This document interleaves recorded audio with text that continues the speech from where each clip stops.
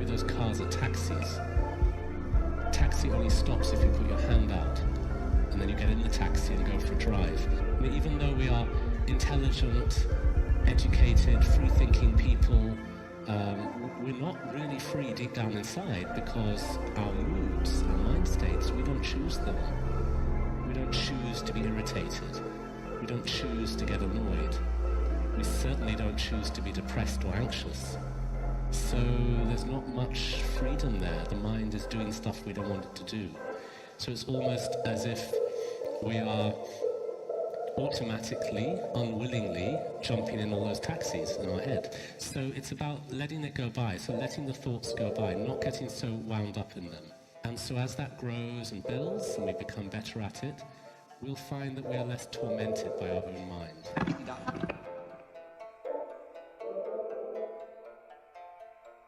I don't think I can ever forgive you for that.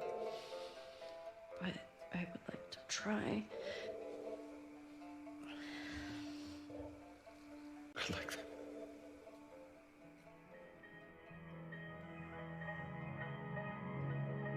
And each time I thought I'd found my Prince Charming. Most people fall in love quite a few times in their lives.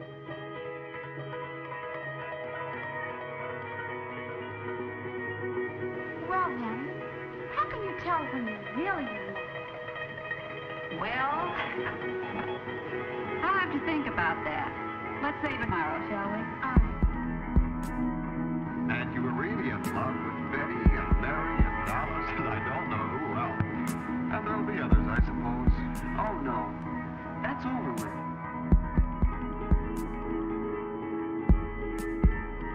Say, Nora, talking about music, have you heard the new recording of the Browns Violin Concerto?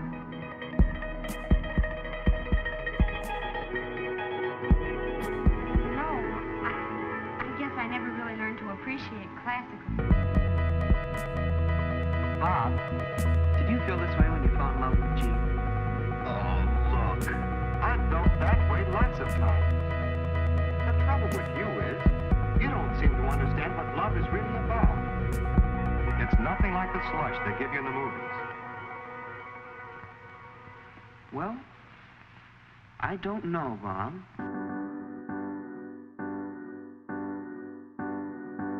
Mature love. That's a new way of thinking about it.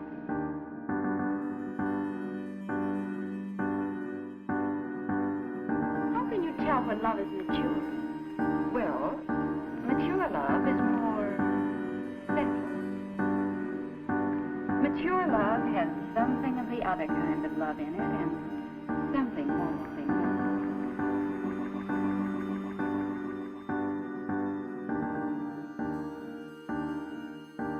It's tender, unselfish, cooperative. When I get serious about somebody now, I want to have that kind of love.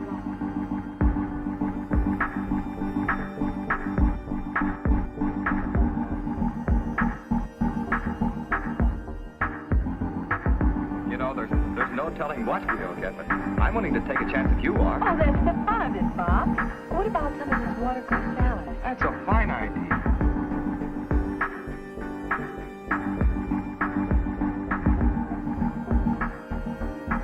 We're not ready for that kind of attachment, are we? But we can still have a lot of fun, can't we? Sure we can. Would you like? How about going roller skating next Friday night?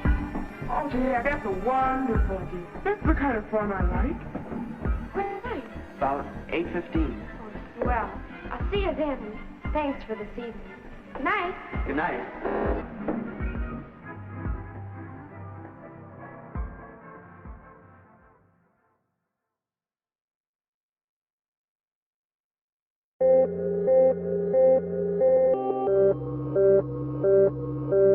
There's a time when the operation of the machine becomes so odious, makes you so sick at heart that you can't take part. You can't even passively take part. And you've got to put your body to... Hello. Hi, welcome to Fear and Loathing in the Windy City. I am Jose, my co-host here, Gunner. I am Gunner. Right at 2 p.m., dude, we made it. Did it. We made happen. it. We actually, okay, but in all seriousness, I'm pretty proud of us for making it 19 minutes after 2 p.m. Yep. That's better than 73 minutes That was pretty bad. Yeah. Well, but other than that, we're doing really good. We're nailing it. Hello, Yeah. Holly Horn, Mona Carmona. I'm Hey, working Mona. from Hey, home, Holly. so I can watch. Heck yeah. Yeah. Heck yeah. Hope you are doing well, Mona. Thank you so much for all you do for the show and the movement And everything. and everything. Hello, Holly. Thank And you so my much for heart. being here. What's up, Ayana? Hey, Ayana. I'm So, just as- decided to be super high energy all of Yeah. a sudden. Which got a little coffee we got going. Just give me a kick. But I do want to start every show that I do on here from now on, reminding people and letting them know that Fear and Loathing in the Windy City will be changing gears. This podcast, commentary, YouTube thing kind of got started because of Chicago's powerful connection to the Democratic Party and how that would affect this primary, this important presidential election, and everything that comes with it. That's kind of fallen apart. So Fear and Loathing will be changing gears and tone. We are focusing on Chicago-centric news. I will be doing a few more of these Tuesday and Thursday shows at 2 p.m., ideally. But we will be moving to Sundays. We still haven't set a time, but... We haven't totally figured all of that out yet. Well, but a lot of people haven't figured a lot of things out. I do hope that I can continue working at CPS and might have to change my tone about what I do. But once that gets started, I will be joining Kid and Daniel as a guest commentator on Mondays and Fridays and just moving this show to Sundays. Thank you guys so much that have been tuning in on Tuesdays and Thursdays and catching what we have to say and share and our thoughts on where this movement is heading, where we're all heading together in these our times. thoughts on everything. Our thoughts on everything. Oh, my God. I broke it. No, it's fine. Oh, it's noon in California. Yay. Yeah. Happy noon. Happy to you, noon. Mona. Happy afternoon, everyone. What's up, Al? Hey, Al. Two-ish. Thanks. You noticed. So I guess just to be short about it then, you're going to move to Sundays.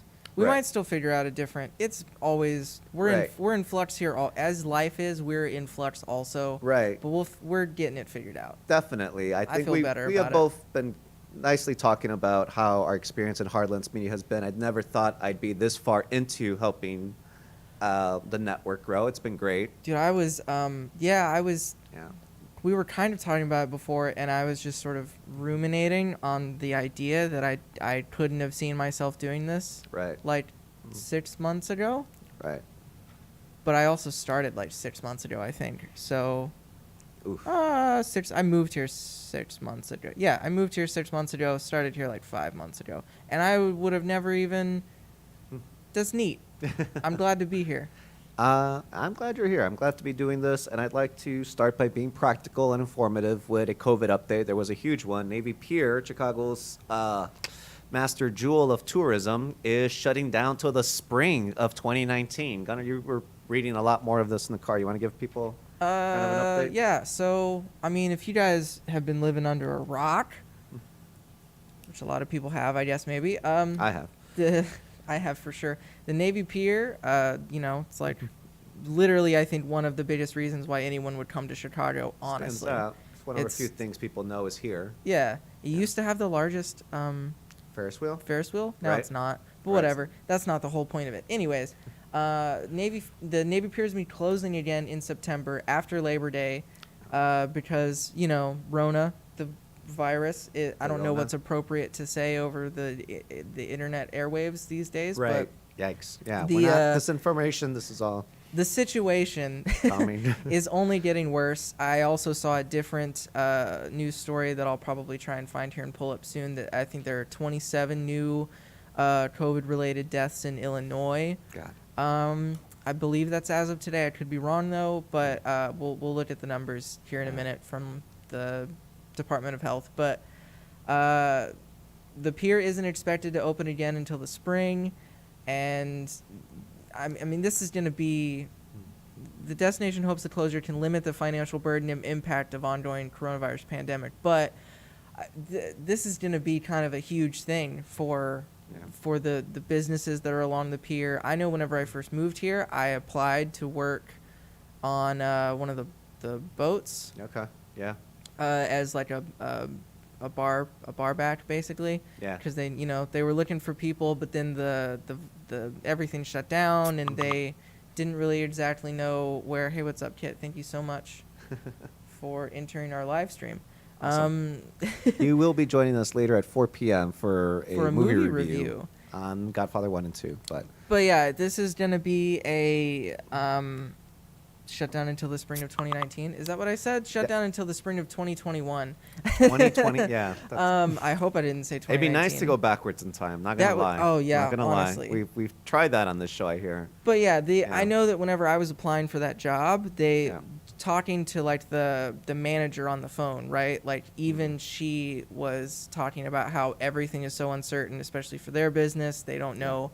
They still have like the mechanics, right, who are keeping up with the boats that are on call basically. But for the most part, a lot of the touristy things that the Navy Pier is literally, it's the only thing that it's good for, right? Well, is going to be shut down for a better part of the whole year.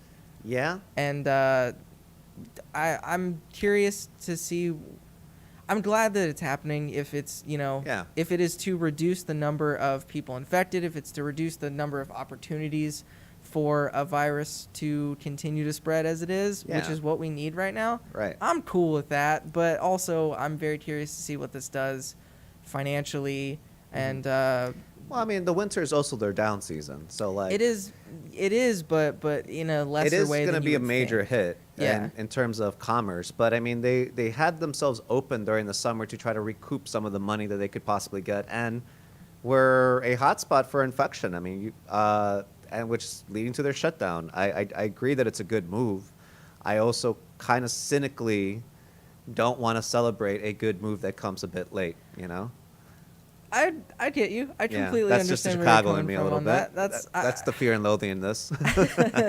I mean, I also I agree. It's like we're being very responsible after we took as much money as we could in this very dangerous situation. Right, I mean, unfortunately, feel bad for us with the money that we're not going to make. Unfortunately, though, that is the way that that's the way that the city government is deciding to handle this situation. Right, We couldn't expect much else from them, to be honest, you know what I mean? But I don't know. I guess since this is the response that I kind of foresee, I think that we both foresaw the city taking, I'm going to just go ahead and applaud where I can. Yeah. Thank you for making some form of sane decision in this rather chaotic world. Yeah, it seems really good.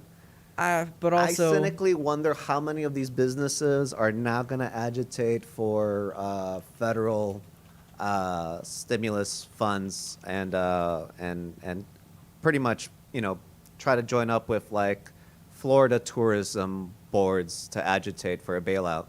But I'm a cynic. I do think that this is going to save lives and keep people safer, and shutting down Navy Pier, also a big signal that like tourism and spots that are open just for fun and congregating are basically not going to be prioritized, which is really where we should have been at in the spring.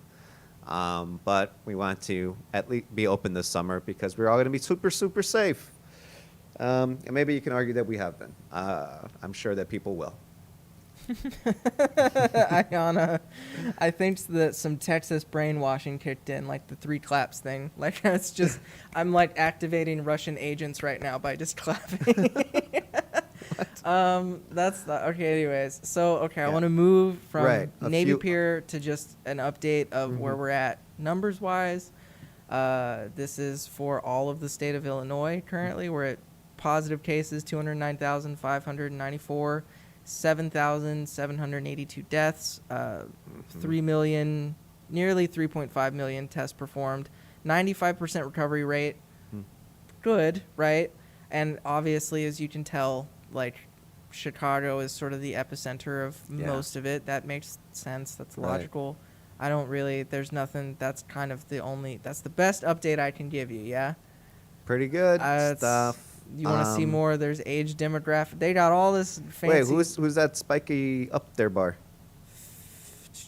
Oh goodness! Now I'm trying to read graphs. So I'm getting kind of technical. Age bracket. Yeah. Okay. Interesting. Huh. Yeah. It would appear that there's a disproportionate amount of Hispanic people who are contracting coronavirus I mean, in we Illinois. are essentially a demographic that overwhelmingly works with our hands and works for whatever is being offered. It's what makes the human labor of it all so crappy that Donald Trump runs on. Very interesting. Those people not being American. So that's my update on that. Americans, you're right. That's basically all that I got. That's the first section of the show. Look at this. Look at us. Nailed it. We're all getting right, together. so I'm that's just our doing a lot COVID of clapping. update. Tourism is taking a hit in Chicago. Our numbers are not where we would love them to be. We would like them to be at 0. We would like to be flatlining this, but that takes a national effort that we don't have. Yeah, that takes a lot of people doing a lot of stuff moving together. parts and agreements. Yeah, moving parts and agreement. That's pretty much it. So all right. then, Let's. But there's more Chicago news, and a lot happened this weekend that we do want to dive into. We don't want to spend too much time on it, so let's start kicking it off. There was a massive protest on Saturday. Massive in the sense of its impact. It was unfortunately, I think if it had been bigger, events wouldn't have transpired the way they did. Protesters marched, into downtown. They didn't really take a highway, which was an intention to do at a moment. Police were agitated and upset about that. They were out there in massive force, and it ended like this: a tense downtown protest. Police kettle activists. Aldermen have questions. That's kind of far away from me. I don't know if you can help me out here. I have all this stuff. I got you. Yeah. So at a tense protest in the Loop Saturday, protesters and police clashed, resulting in 24 arrests, even more injuries, and raising questions from aldermen who want answers about the tactics deployed by Chicago police. So the tactic they're talking about is kettling. Can you maybe possibly explain to me a little bit of what kettling is? Kettling is, can go into this more? Let's be real. I mean, like when physical contact happens between police and protesters, a lot has happened to agitate to that situation. Protesters generally don't want to touch the police. The police don't want to unnecessarily touch protesters and make that the lawsuit thing. Mm-hmm. Once contact's made, a lot of what gets normalized into police violence. You have liberals making excuses for it.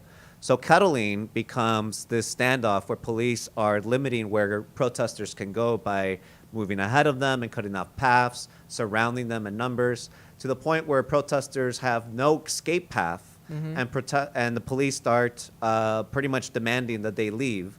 Protesters can't leave without physically contacting the police. Which police gives an excuse to pick and choose who protesters are going to arrest to send a message not to do this again, and who might get beaten down if they're putting up a fight. Kettling is basically surrounding your enemy and pressuring them into anxiety and action. That's what the protesters were facing with police this Saturday. Interesting. All right. I mean, this definitely, that makes sense to me. That's kind of what I figured it would be. Right. We can go into a lot more of it. I do want to read the aldermen's letters. I do want to give aid to a lot of the groups and elected officials that have made sure that this event that happened on Saturday was able to be an inflection point of collective power building, again, from the grassroots up to elected officials. There's a quote here from Jacqueline Hamilton, a leader in the Chicago Freedom School that trains young activists. Awesome institution, yes. Said police pushed the crowd as the protest moved west on Randolph before turning south on LaSalle and kettling them in. I had to argue with police to get young people who were trying to leave the area out past the police line, she said. Mm-hmm. People were consistently trying to leave and being held inside and then being attacked. So yeah. Then there's some...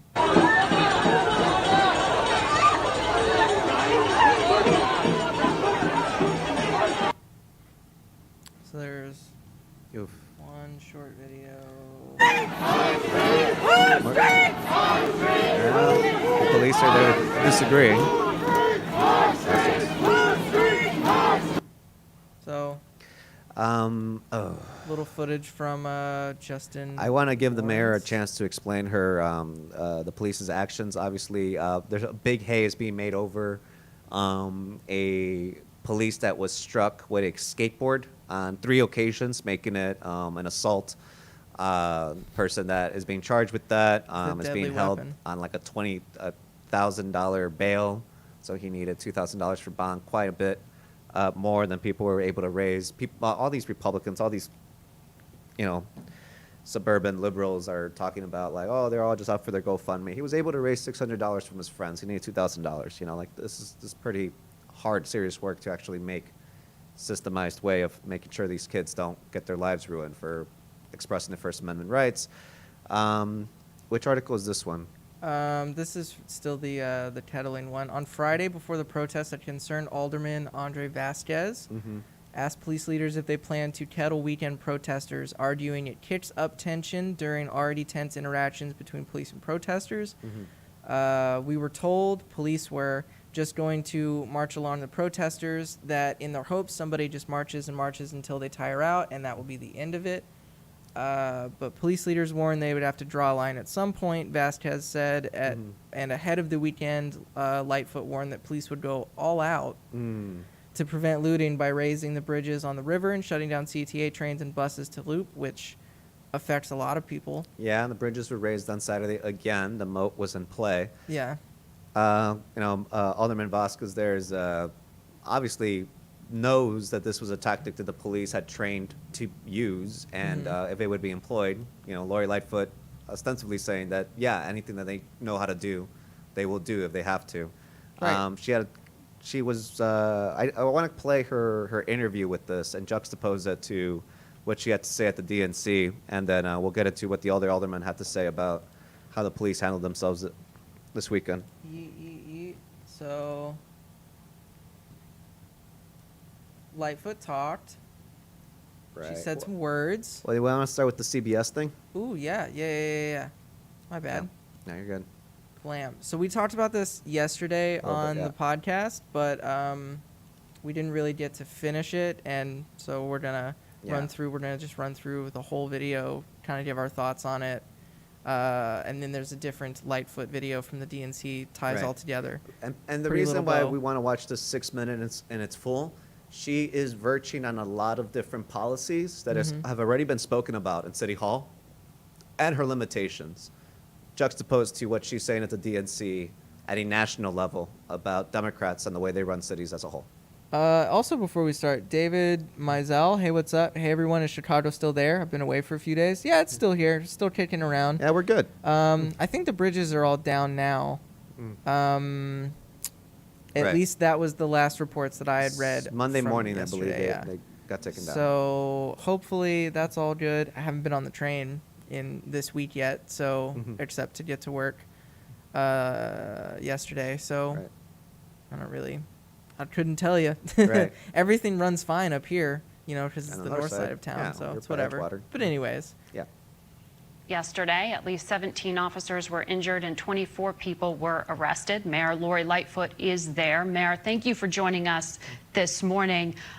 Can you address for us why this happened? I know you had messaged ahead of it that you had hoped protests would remain peaceful and that you wouldn't see a repeat of what happened last Sunday. You called that last Sunday a planned attack. Is that what happened this time? No, look, unfortunately, what we've seen in cities all across the country, not just Chicago, is a continuing wave of protests. The vast majority of these have been peaceful, but what we've also seen is people who have embedded themselves in these seemingly peaceful protests and come for a fight.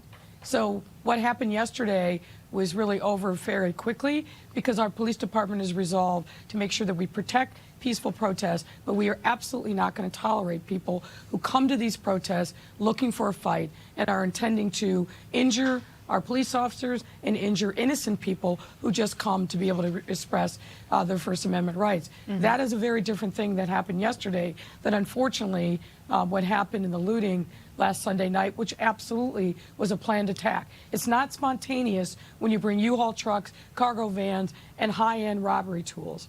So we are working with our, we were talking about this yesterday. What are these U-Haul trucks? Yeah.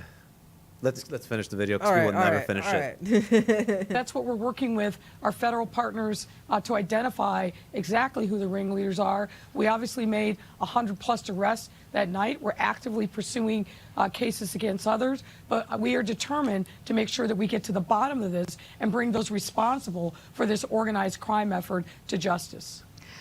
The White House has warned that Chicago may be emerging as a hotspot due to high transmission rates and inadequate social distancing. Are you concerned that what's happening, these mass gatherings, will accelerate that further? Well, you left Navy Pier open. Well, interestingly, we didn't see that rise when we saw a lot of mass gatherings in late May, early June. But yes, of course, we're concerned. If you look across the country, virtually every state has been blowing up with new COVID cases.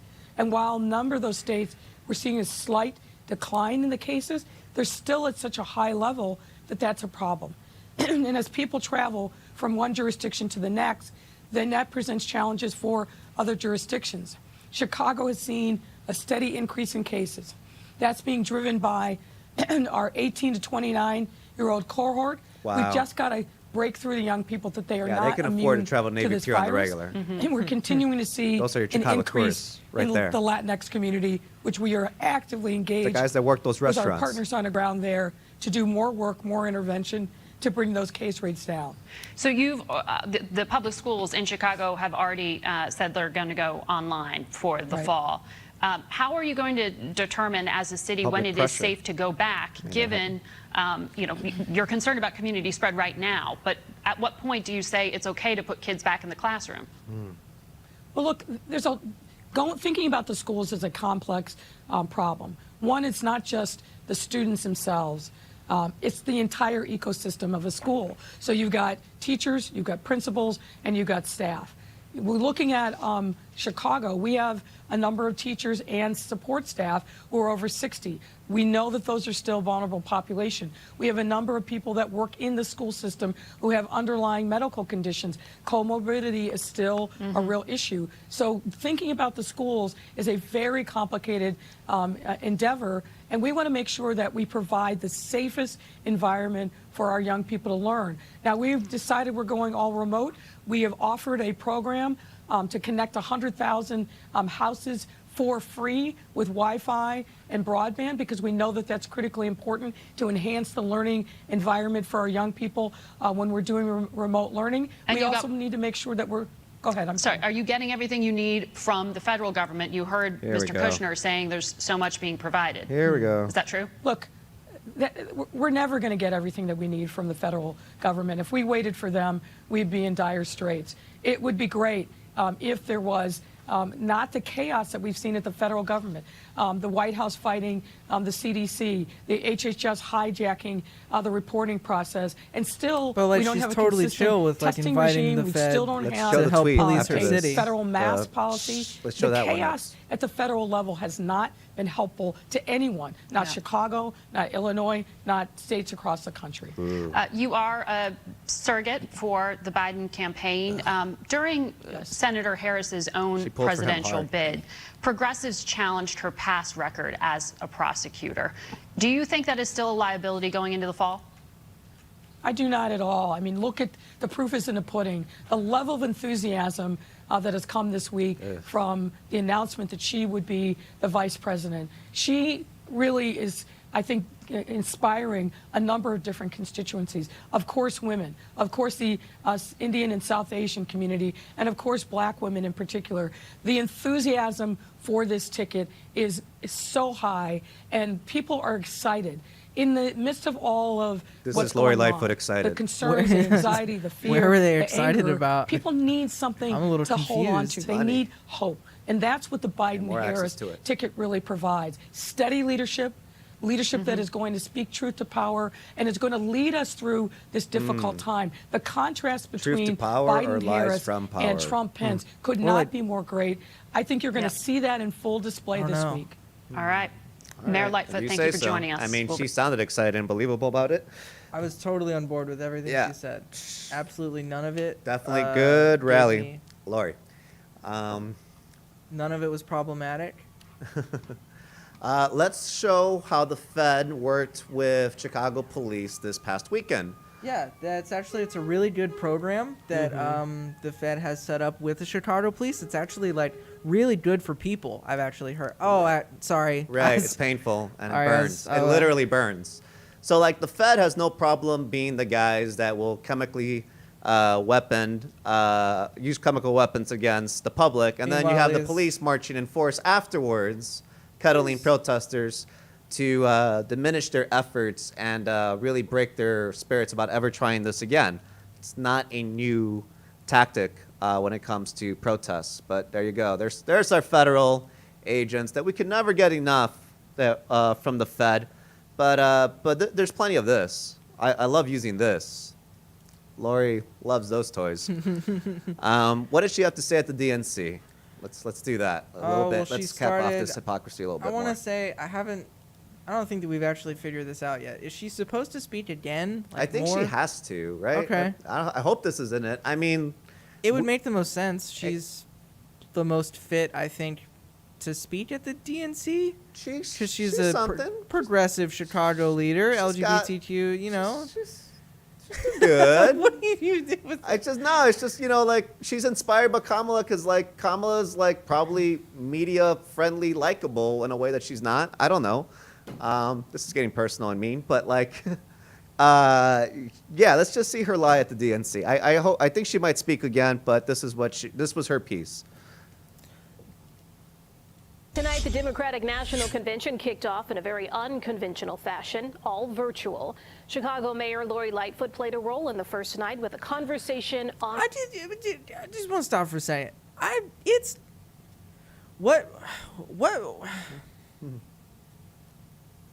like August now, right? Sure, yeah. We've been living in this reality now since March, yeah? A little bit. It's I wake like up, still here. totally not uncommon to have an online thing at this point. They've been doing the news via online forever. Right. Like all of the YouTubers have already been doing all that stuff. Right. The schools are going all online. True. It's like I don't know, it's just a dumb thing to be like, it's a little unconventional. It's just some dumb cutesy news talk. It's true. You know what? The funny thing is probably like the only people watching this. This is unconventional to them. They're like, internet. Well, I don't understand. I talked to Bob about the politics to know. Yeah, I'm sorry. Wow, what? Small business owners How all are over they America. supposed to get together and come up with ideas if they can't be in the same room drinking coffee together, you know? Yeah. Anyways. On race. Good riff. How you're prioritizing the many things you have to do as we try to tackle in a way that we haven't before systemic racism in the city? It really is about economic empowerment, because if people are lifted out of poverty and they are given an opportunity to feel a stake in their own future, that goes a long way. Okay. The mayor joined Inspiring presumptive words. presidential nominee Let's pause Joe it right Biden. there. That's like what that's literally what those kids were marching on Saturday for, that you maced and then beat and then arrested and then threatened to target them to arrest further. Oh, but it was like but you have to remember, it wasn't her that was doing it. It was the Fed that was doing it. Well, the Fed and her police, and she's on MSNBC protecting her police, and that's what Kamala's going to be doing. And that is a very scary way of weaponizing this police state that Edward Snowden warned us about. They can read your emails, they can read your texts, they can read every phone call. If they need to, they can listen to it if they have cause. They can look all about your personal make a whole personality, dossier on you based on information that they don't need a warrant to get. That's what Edward Snowden proved. And at the time, we just saw it yesterday, it was like, 1.4 million people that they were surveilling? In 2014, there were 1.2 million people that they were actively like targeting and collecting information on. Right. Like for the purpose of understand this person and make sure you know where they're going and that they're not a problem to us. And that was, 1.4 million, 2014. Yeah. It was kind of a new thing back then. Like it was. Well, at that, and also at that point, so we're talking about the movie, the documentary Citizen 4. It's if you have here, I'll pull it up just so you can see what it looks like. Citizen 4 is, one, it was the name that Edward Snowden gave himself, the sort of chat name that he gave himself in communications with Laura Poitras. I don't know how to say her last Poitras, name, yeah. but it was the screen name that he gave himself in communications with her and with Glenn Greenwald, who then eventually broke the first stories about everything, right? And so it's the whole. If you haven't seen it, I highly recommend that you watch Really it good because movie. it is a like pound for pound. It is the what was happening literally in the moment that Edward Snowden and the NSA was like, okay, now we know who it is. We know that he's not homesick, right? Like all of that unfolds in the movie, and you watch it in real time take place. It's very, very good. It's weird, and all the information that he's giving you is so commonplace now. Yeah. It was like such a breakthrough at the time, but now we take it for granted. Like, yeah, that stuff's happening. And it's you can also tell that you can tell the sort of passion that he has for informing the American public in the most responsible way, because he wasn't trying to like dox a bunch of top secret information just for the sake of doing it. He was trying to say, hey, this is the capabilities that the United States possesses, and they are using it on you. Right. Like before, everyone just believes that, we do that to other people. And that's why this is such an important thing to focus about what Lori is saying. She is saying at the DNC, at the national level, that they are about investing in communities to deter crime, to get people to have a better stake in life in America. And we know that in practice, that's not true. That is not what she's doing in Chicago. She's sicking more police on these communities. She's being egged on by people like Ray Lopez that say that she's not being tough enough on crime. And she's not moving all of her many backers that she had during her election to do any kind of investment or be okay with any kind of city investment into these communities. She's still agitational to teachers that are really advocating for these communities. She hasn't sat down and done anything with the business people to discuss new investments or at least new workforce development. At least Ron Emanuel did that. So, I mean, the thing that I really have a problem with this hypocrisy, like, yes, we can be excited about all of this other seeming progress. She's actively weaponizing what Edward Snowden told us will be weaponized against you, and she's using it against teenagers from these communities that she has not moved an inch to invest in, while blaming them and sticking more police on them. And we know that system the NSA has built isn't being used on Steve Mnuchin for, bringing him to justice, thanks to Kamala Harris. It's not being used on, you can say that, we busted this many heroin rings and this many heroin rings. Yeah, there's a lot of freaking heroin in Chicago. It still hasn't ended. It's still there. You guys got a 10-year heroin operation. That's real nice. There's still a ton of it in Chicago, And it's all, I think that we've talked about this before, perhaps not on the show, but we've talked about before about how, like, the police use these criminal cartels, these criminal organizations, right? Like for their own good, right? Or for their own use, right? The police, they know that that there's a bunch of heroin that is trafficked through the city. They probably know where it's coming from. Right. But because they hold the power of that knowledge, right? Like they can use that to their advantage to unearth other criminal things or to make a buck or or all of it, because honestly, like the way, like, think about what they were doing to prove how dangerous Inglewood was. They left a Nike truck full of sneakers open, and then they're just waiting for kids to lift it, and they're like, hey, see, like, there's dangerous criminals here. Right. You create the environment for crime and take away the ability for self-improvement, and then you can criminalize the people indefinitely.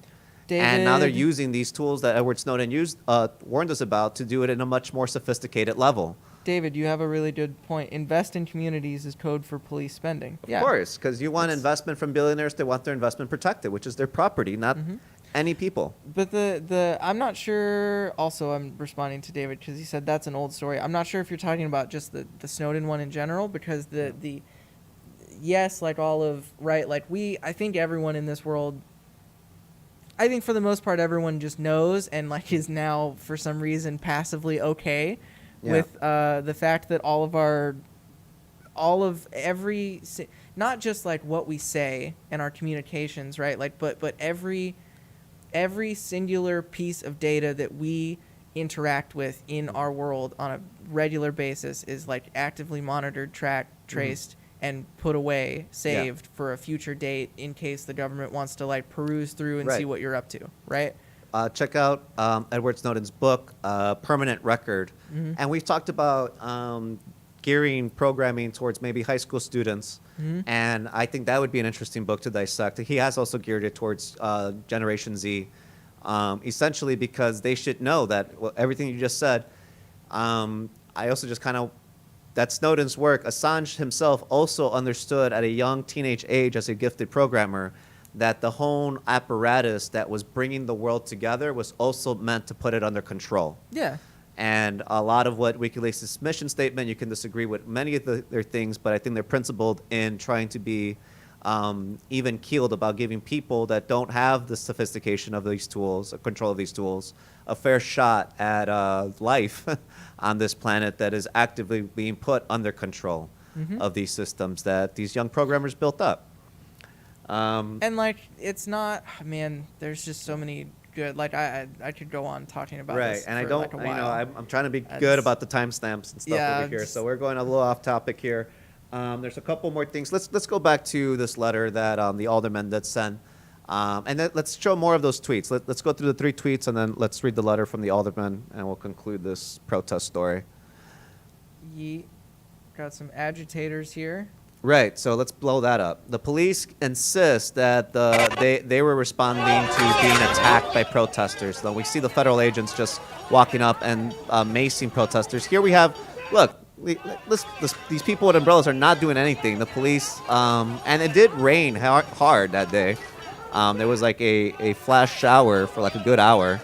People were not bringing umbrellas, you know, unnecessarily. And if they did bring them unnecessarily, I mean, that's their business.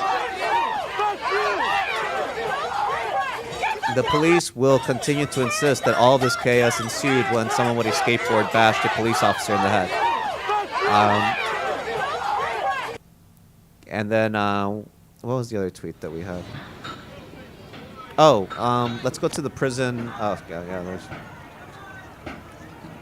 that jerk.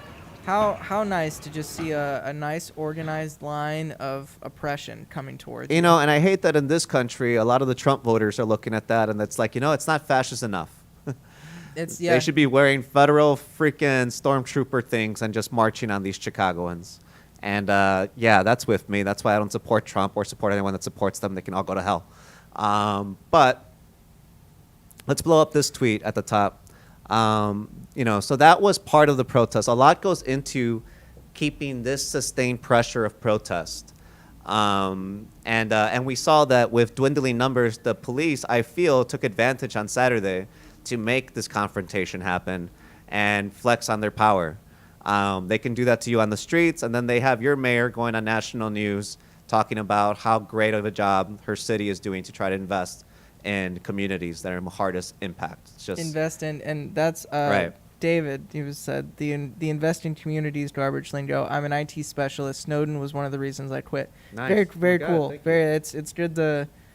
It's good to be in company with someone who understands. Most thank you, David, myself, for your principled stance there. I do feel like I disagree a lot with libertarians on some things, but I always feel that most of my libertarian friends end up being engineers, programmers, technical experts that built up the infrastructure apparatus that guide our everyday lives and understand the power dynamics of the workers building the apparatus that their bosses are using to control the masses. And I also think I always appreciate the principle of being on the side of the people about it. I think growing up in Arkansas, there was a lot of the one thing that the police in my area do more than anything is invest in communities, right? Mm-hmm. Like they're Benton County, like the county that the Walmart home office is a part of, right? Mm-hmm. Like it's one of the most heavily sort of policed areas, I would say. That Walmart? And it's it's the same county that we were talking about last night is the one that harbors or looks for people for ICE and sends people to other it's just like it's a large police county basically. Yeah. And Lots of them in America.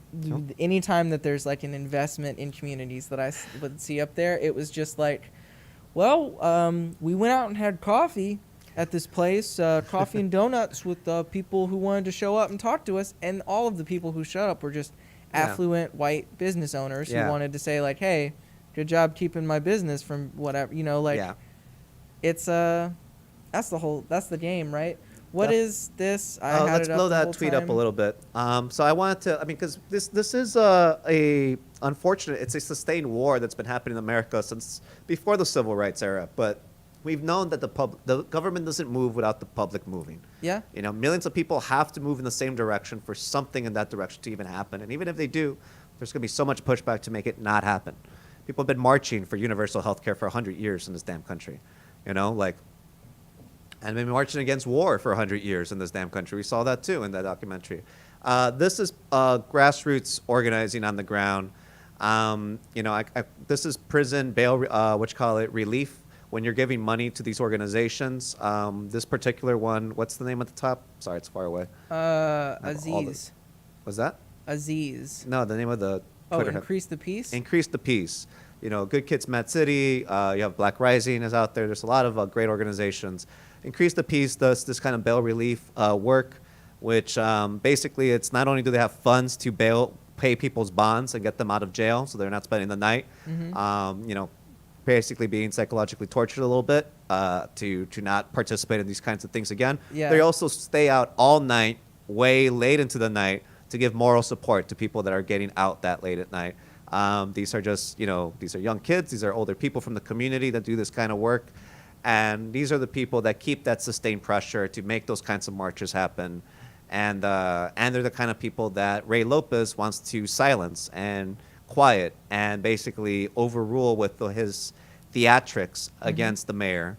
And I want to give a particular shout out because I do feel Ray Lopez is agitating Lori Lightfoot to be much firmer with law and order. And right here in his own backyard, Berto Aguayo has run against him for aldermen. I hope he does run again, or at least someone from his organization, that they are right there in Ray Lopez's backyard agitating from a much more holistic grassroots perspective of police reform. They don't get the same power from City Hall, but they do get the alderman support. So let's read this letter already, I guess.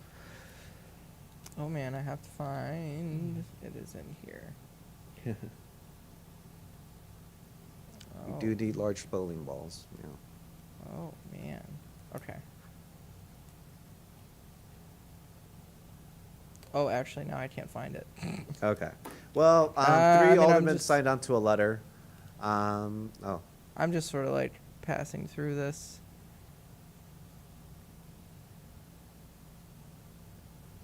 Jermaine Wright was with friends on LaSalle Street when police officers with bicycles posted up on loud. I said one angry officer hit his friend in the head, and other people tried to mace, tried to hit us with weapons. We tried to run away. I'm just scanning this for. Basically, they've been doing this forever. I feel like this was kind of the whole method that they were using at the beginning of the George Floyd protests anyways. Like, they didn't use it up in the north side, but I could tell that they were amassing enough officers to be able to perform that if need be, because it was just like busloads and busloads and busloads of cops all along, like Addison, over by Broadway. If you go up and turn on Lawrence, you go down that road, there's like a police station that's right there, that was just completely blocked off. There were protesters that were across the street. It was like weird but calm, but also it was only calm, I think, because of how many police officers were actually in the area. You know what I mean? It was like it was at an unnatural number for the area that I live in. Yeah. Well, the police want to be showing up in force like this, and I mean, it's hard to sustain this pressure. Shout out to Amara Enya that does work with youth organizers and has pointed out, she is a policy wonk in her own right, that the budget season for Chicago is in September and October. Basically, save a lot of your energy if you're out there on the streets. Be out, But these confrontations, these violent confrontations, the police, don't kid yourself, would like more of them. Yeah. To dissuade more young people and family-oriented people from participating in these marches. Oh, yeah, But if absolutely. you can sustain the pressure up until October, when we can flood City Hall with protesters, that hasn't necessarily gotten us, the reforms that we've needed. But that's the only way that we've moved anything in this city. And we know that the way this city moves, a lot of things can be moved. Mhm. New York definitely under pressure to not be going to school, open their schools before Chicago. Chicago definitely wants to keep rich Democratic donors from New York happy and open schools if that's what's in play. Isn't New York up for a new mayor? New York City? 2021, yeah, and de Yeah. Blasio's not been making a whole lot of friends, to Yeah, be perfectly he's, honest. Yeah, he seems very. Yeah, from very left or bent. right or moderates or, yeah, poor dude. Well, poor New Yorkers, really. But I wanted to kind of differentiate between the support that the police have, and they are set for some reform. I do fear that the reform is going to be more militant than community-oriented. Definitely fascism indicates that's where capital would like things to go. Or we can just put up with Lori's and kind of like lying about the city and the way it's run, I guess, some more. But if we want to, it's if we fine. want to. But the aldermen in the city that are supporting the grassroots protesters is about as the range of the infrastructure that we have to make an impact at this moment. Chuy Garcia, the representative that, he's not too far from Andre Vasquez's, encapsulates as Byron Singer Lopez's 25th ward completely. He also touches on Rosanna Rodriguez's ward. And Carlos Rosa, usually on the forefront of these things, also his 35th ward completely within Chuy Garcia's congressional district. Chuy Garcia, nowhere to be found. And that's not so great. So we don't have a whole lot more of institutional support than that. Yeah. And he's Sanders' guy in Chicago, and the fact that he's nowhere to be found anywhere on anything that's happening in his city just lets you know how much support Bernie Sanders really had in the city. So what else we got? I'm kind of just scanning the front page of Block Club. Oh, yeah, they do good work. Shout out Chicago Reader, shout out Chicago Defender. I'd be sharing misinformation. There was this whole news story, the bridges were raising up while people were on it. Not true. Oh, oddly enough, I think that we're off air right now. We're off air? It appears that we keep popping in and out. Okay. Can you let us know if we're alive? Uh-oh, it died. Me too. It's spinning. Okay, well, we won't say anything something interesting.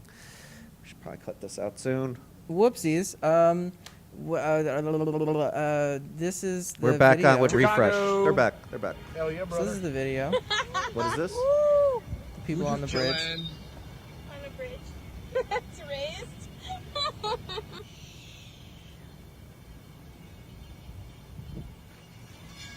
They walk up to the bridge. I think this is incredible. Must be nice. That would actually be a really good photo. I guess Does the look thing nice. is like, I mean, you could, Yeah.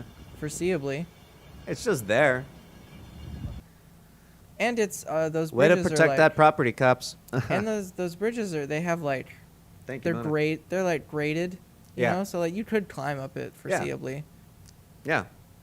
So. But I also don't I don't doubt for a second that they would do that. Right, start raising it while people are walking? Yeah, I Yeah, don't they doubt didn't that notice at it. all. Yeah. I know it's as far as like unsafe, but like I mean, cops are beating people in the street, so what you know? Right. I mean, that's the thing. Like, even with the cops' bridge strategy, there's a lot of, Chicago's not meant to work this way necessarily. The rich always had an escape plan. Oh, see, this is the proof that they're trying to say is the reason why it is not a hoax, or why it is a hoax.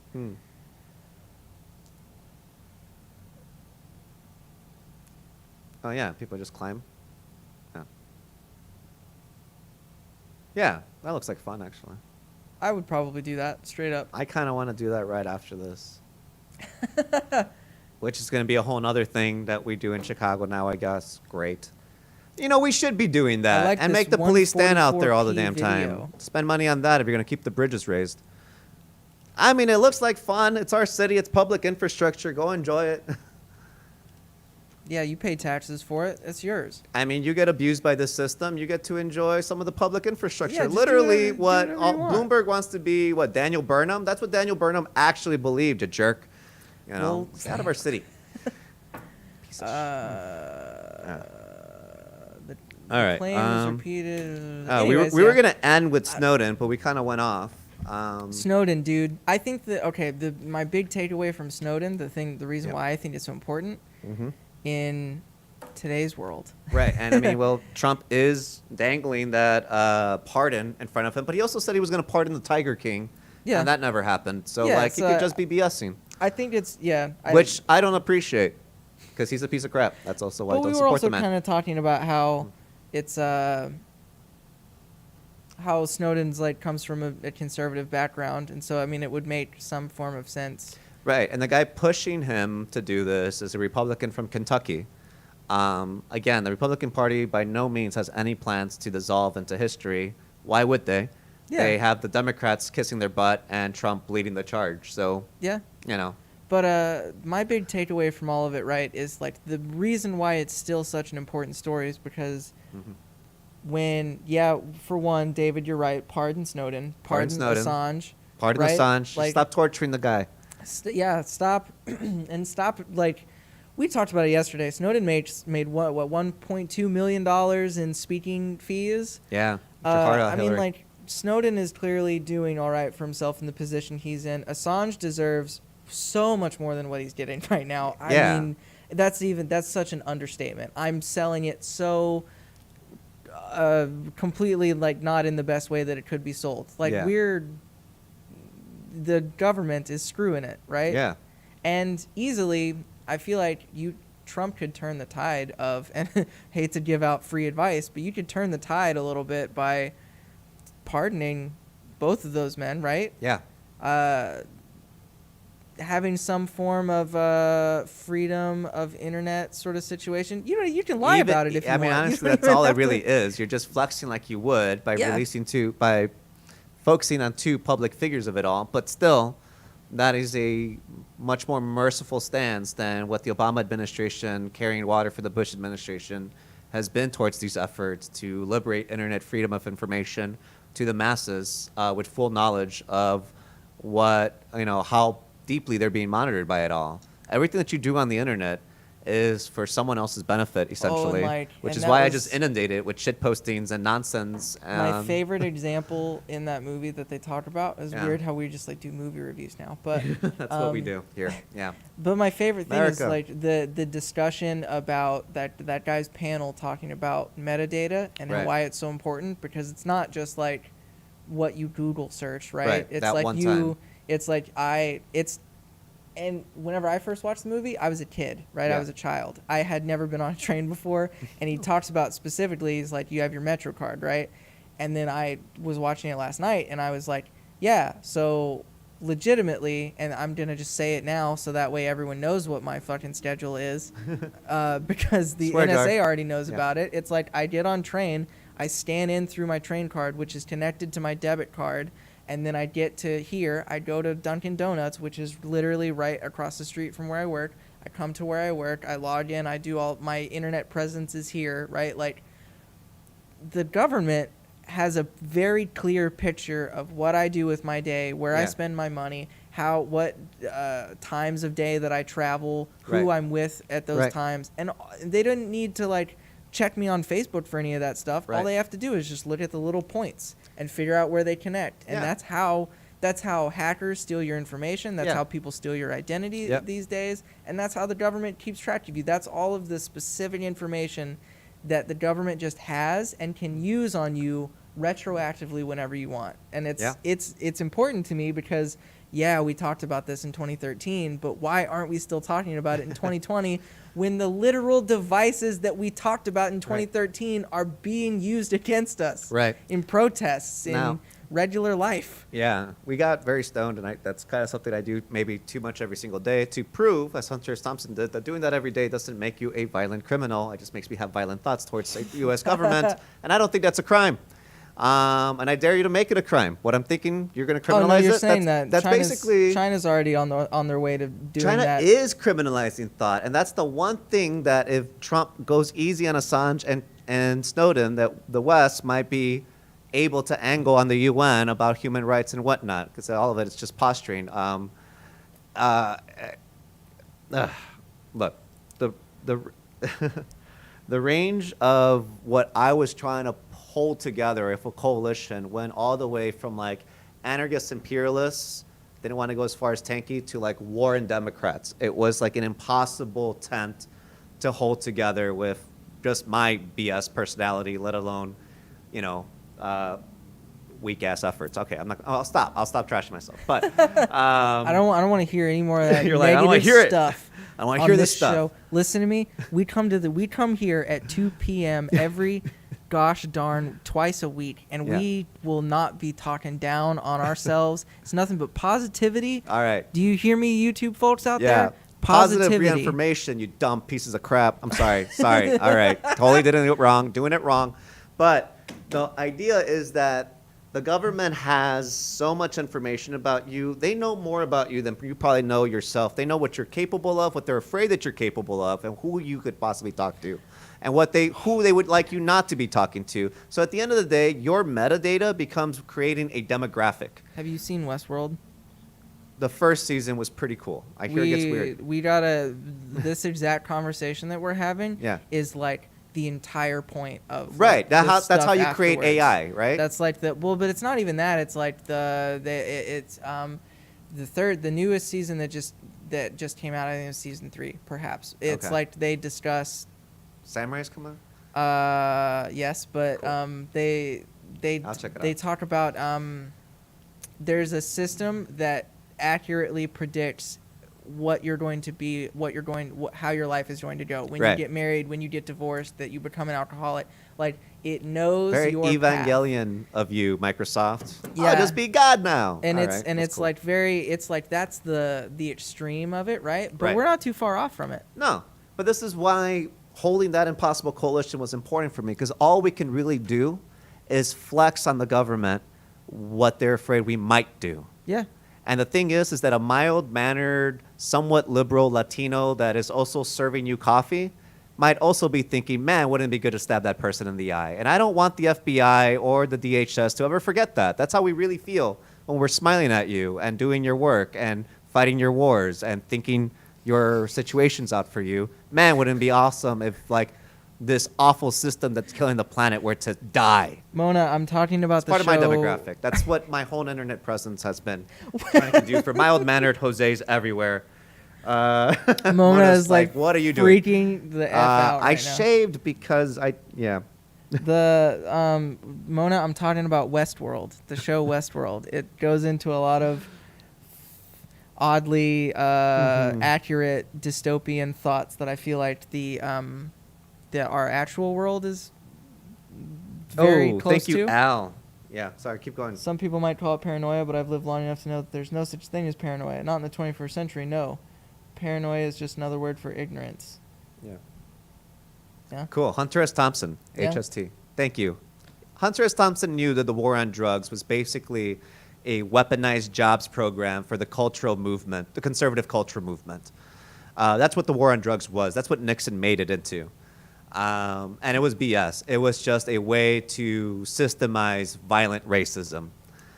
That's what Edward Snowden was warning, that the internet was actively being weaponized to continue to normalize into your everyday life.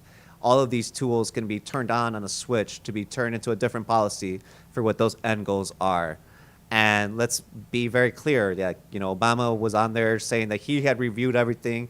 Things were on the up and up. They were showing restraints. But because all that apparatus was still not just there, but streamlined and perfected, Trump was able to weaponize on all the vulnerable communities that the Democrats are trying to verge on now and have done nothing for since 2016 and even before that. Yeah.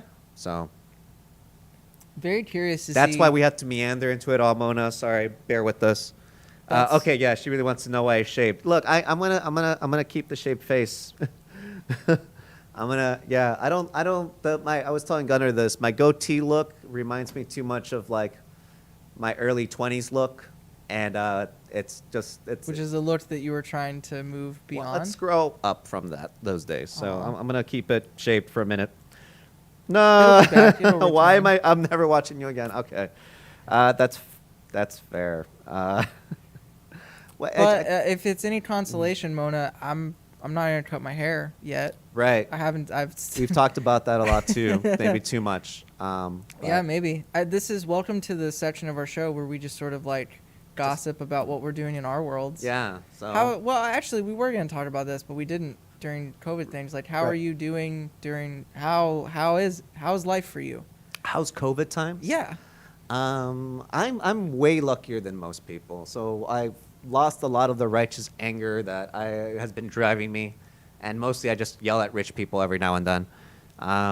But it's been okay. It's just been this, and this has been a good place to deal with it from. Yeah. What about you? It's been like, I agree with you. I don't think that I've never felt kind of luckier. I think overall, especially considering how I started this year, in a very dark place and uncertain of like the next days. You know what I mean? Like starting in a very whacked place, and now I'm here and I have something to like actively work on every day. And I'm not doing like the best that I could be with all of it, but I'm learning and I'm getting better, and I feel pretty good overall about all of it. I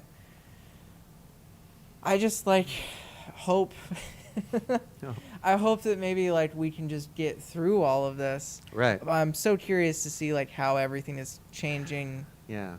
It seems like irreversibly. Like I kind of liked that there's a lot of people now who just wear masks. Yeah. I kind of like wearing a mask. I am into the mask looks. I like COVID fashion. I also like that big crowds are not in, because there's so many concerts that happen in Chicago, and I've go like to maybe one every 3 years, and it's like now that's just not happening. I hate that I'm taking that away from people, but it's like people just dealing with themselves, I think, is something that's really necessary. And it's also the perfect time, and I don't disagree with leftists that are basically Bernie Sanders just collared, because this is the perfect time to be talking about the limitations of what our government is doing for other people, doing for us, which has been his whole thing. But I think there's a lot of other people that are now saying that, and I think that's what's giving me life during this time.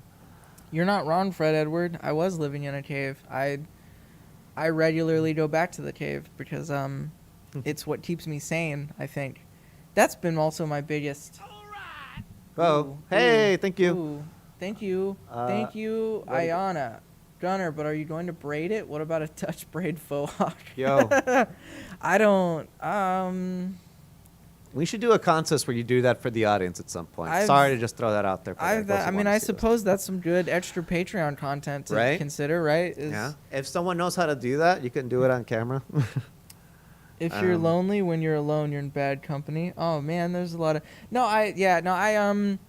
we were talking about this before too. Like I've been like kind of trying to figure out the best way to balance everything that I'm doing in my life. You know what I mean? And like I'm super thankful to be here and to be doing this, but also it is a lot to like feel like you have to have a perspective all the time, you know? Right. And like genuinely to all of the people, to all of you wonderful people, 17 of you, and all the other people who come to the show and do whatever, like genuinely I enjoy doing all of this, but like I don't have an opinion about everything.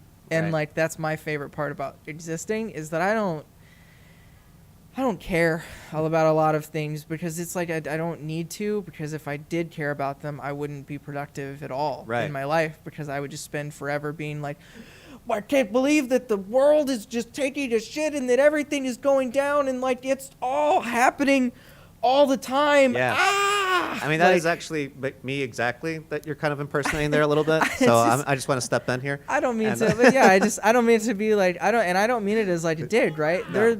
There are But people who I can agree. handle it more. I keep insisting that I'm a cautionary tale. Thank you, Mona. What does she have to say here? Well, Jose, I was playing. I will watch you with or without your facial hair because you're amazing. And then bleed purple, but I don't know what that means. That's a little purple heart. Oh, okay. That's okay. her thing. Thank you, Mona. Um, Yeah, it's gonna be off for a little while. I don't know. It's trying to be someone in my mid-30s that looks like this, but yeah, I'm in my mid-30s. Like, don't end up like me, because exactly what Gunnar was describing, that was me for like 8-7 years, like a little longer. So like, you know, I went through some cool stuff, you know, but it didn't make a whole lot of sense. And looking back on it, I was always just like, well, that's even more chaotic than what I'm doing right now. So let me, you know, jump in there. What's the best way to... Because there's even more help needed there, because there's even more chaos there. And the tie was all to this... It had to do with the Snowden reveal of, like, how do we organize enough people to be demographics that lay over each other in terms of the deep state that conceivably will flex on the U.S. government not to go fascist. And the U.S. government's like, oh, man, we really got to go fascist faster because look at what they're doing. So I don't know. How weird, really. I've been talking to my phone basically since 2012 when I kind of picked up that the stuff was going to come out. I don't know.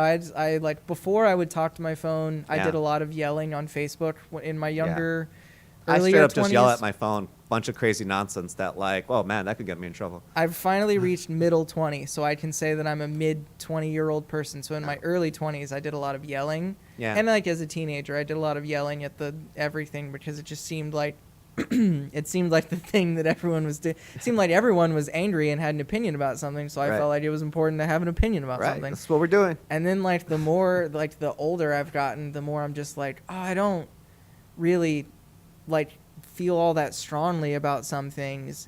Or if I do feel strongly about them, it's like, okay, yeah, I think that it's important that I have this opinion about it, but I don't necessarily know like what me talking about it all the time is going to change about anything. You know what I mean? And then it became less of like I don't get on social media all that much to talk about it. If I do, I just in my brain, it makes more sense for me to like care about the little things that I care about. Yeah. And like obviously take in information. I'm never going to stop taking in information and form some, of course I have some opinions about things, but I'm not, it's not my overall goal in life to be like, this is a new thing that's happening and this is how I feel about it. People, and that's a healthy place to be. And I would recommend staying in that place. Thanks.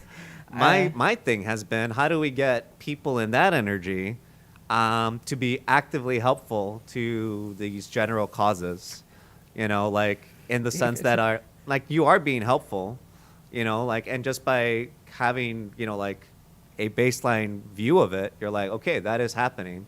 How do we continually make people able to have a life, to enjoy their time here, while at the same time being like our whole apparatus that we live under? Yeah. You know, it's weaponized against you.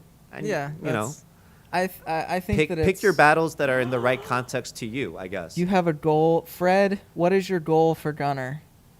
I have a goal for Gunnar. Ooh. And also don't be so hard on yourself, Mona. Trying to propose. Yeah. David made me laugh with people in the sex dungeon accuse me of being opinionated. I really genuinely enjoy your conversation here, David. This is good stuff. Al says you have to stay focused on building a better world, starting with yourself. Be the change that you want to see. Direct action is the only action worth doing. I agree. I think I might be using that word wrong. What do you okay, so wait, what do you mean, Fred? I know this is weird to just have like a whole conversation with a chat via a delay, but that's fine. It's what like we do here. And we don't want to keep Mona from not working so much. We'll be out of here soon. I just kind of like wanted to. But yeah, I mean, like, it's because you're right. Like, the news does do this. And I mean, I ended up here because I did have that anxiety of like, oh my God, there's so much crap constantly happening. I was the biggest reason why I was like nervous before I got on camera on the show. I was like so afraid that I was supposed to have a thought about everything, and then I realized like messes you up, really. Yeah, it really throws all of this off. But then that was when I realized like, oh, I can just like I run all of this, and I think all of you guys know that like I'm preoccupied here. But I also just like to make everyone. I like a good laugh. I like to bring the energy kind of back to like a neutral territory. Because I think it's really easy to let your, especially when we're like the world sucks and we're talking about a lot of sucky stuff, right? So it's easy to just pull yourself into this sort of like toxic room where you're just sort of yelling at yourself, right? And I think it's really important to remind yourself like, hey, like the world sucks, but there is light. You need that time for rehabbing your energy. Like the DNC convention is that for the like basically moneyed liberal Democrats that have been waging war on progressives. This is their victory lap of like, our party, jerks. We need that on the left too. And obviously, we take it in different forms where we can take it. But take it, find it. And your battle has to be in context to your life. We need to be fighting towards the greater good, but you have to deal with what's in front of you. It's gotta make sense. It's all that really can be expected of anybody. Yeah, you gotta do what you gotta do, and it's gotta make sense. Yeah, I think that's a pretty good place to end all of this. I like it. Yeah, I feel pretty uplifted. Timestamps don't make any sense. That's fine. We'll figure it out. I'll simplify them and make it really easy. It's 3:30 now, so join us if you're a Patreon supporter or if you're on Rockfin in about 30 minutes ish. We're gonna be going live on Patreon and Rockfin to talk about the Godfather 1 and 2. I'm kind of like the least prepared, I think, for it, but I'm ready. Think about Fredo. Tell me what you think about Fredo. Yeah. You're gonna have to be the referee on that. I'm gonna have to be the selling point. I would totally watch your channel, Mona. I hope you start one. Thank you guys so much for joining us on Fear and Loathing in the Windy City. I am thinking of changing the name a little bit. I do love, so send suggestions if you guys got suggestions. Yeah, if you have new name suggestions or new direction. We were kind of talking about maybe taking this in a slightly more educational format, more geared towards younger Chicago public school students maybe, or recent graduates, Chicago, We also, and this is all just like rumor talk that we're talking about here as far as like the actual specifics, but I mean, we would really be interested in getting like Mona, honestly, if you're an educator, if you would be interested in being a part and having something to say, like these are just ideas. I'm not trying to get anyone's hopes up about it yet. I'm just saying like we have been talking, we have ideas for how to shift the show. Right. So help us out. We want your help too. If you guys want to help contribute to Heartland's Meadow and animation and especially school curriculum, I know that most high school students read some Shakespeare. I think he had a lot of good political commentary for his time that can be transferred to these times. Things like that. Oh, thanks. We do have some fans of the name. Please make sure to check us out again on Thursday at 2 p.m. We're going to stick to Chicago Corner and shop this around to try to grow Chicago-specific news. Stick around later Thursday for Lainey Peterson's Civically Minded, which it has a lot of great in-depth Chicago community stories. It's pretty good. And Fred, no, absolutely not. There will be no calculus on our educational channel. Sorry about that. Sorry, no math. My cousin's a math teacher, and she makes everyone cry at Christmas fight, talking about math. Barely graduated high school because of math, and I'm not gonna try and teach it to anyone else. We have computers to do the math.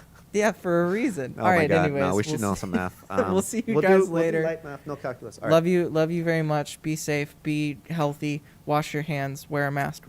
Love you so much. Bye. There's